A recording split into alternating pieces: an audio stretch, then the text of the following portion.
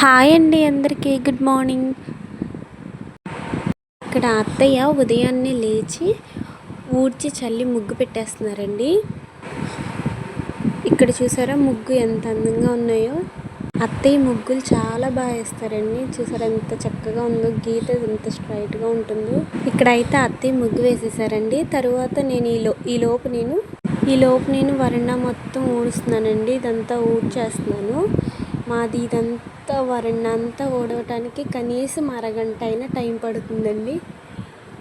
ఇక్కడ మళ్ళీ అయితే మొత్తం ఊడ్చేస్తున్నానండి.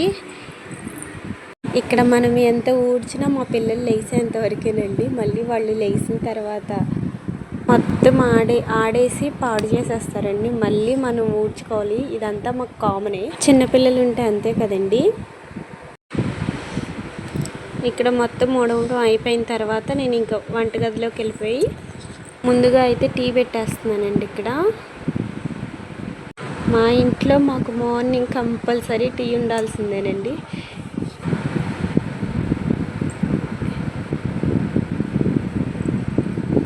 అల్లం యాలకులు వేసి అయితే టీ పెట్టేస్తున్నానండి. ఇక్కడ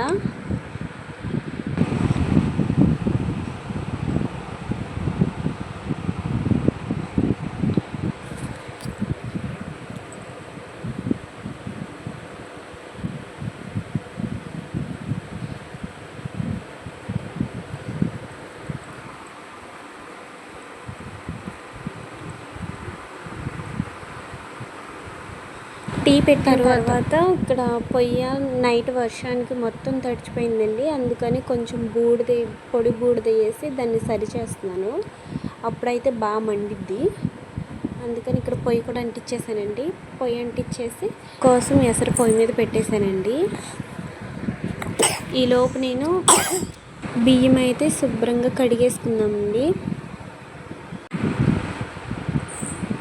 2-3 సార్లు శుభ్రంగా కడిగేసిన తర్వాత వాటర్ పోసి నానబెట్టుకోవాలండి కొంతసేపు. ఈలోపు సంధ్య బట్టలు తడిపేస్తుందండి, బట్టలు ఉతికేయటానికి. ఇంకా మా పిల్లలు ఒక్కొక్కరు లెగుస్తున్నారండి. అక్క చెల్లెళ్ళు ఇద్దరు చూసారు ఎలా కూర్చున్నారో పొద్దున్నే. ఇక్కడ మనకి ఎసరు కూడా వచ్చేస్తుందండి. ఎసట్లో బియ్యం వేసేస్తాను.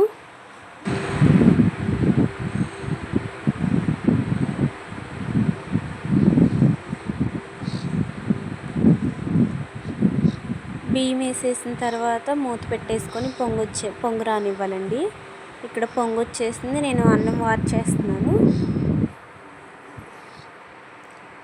మనకైతే అన్నం కూడా అయిపోయిందండి. ఇక్కడ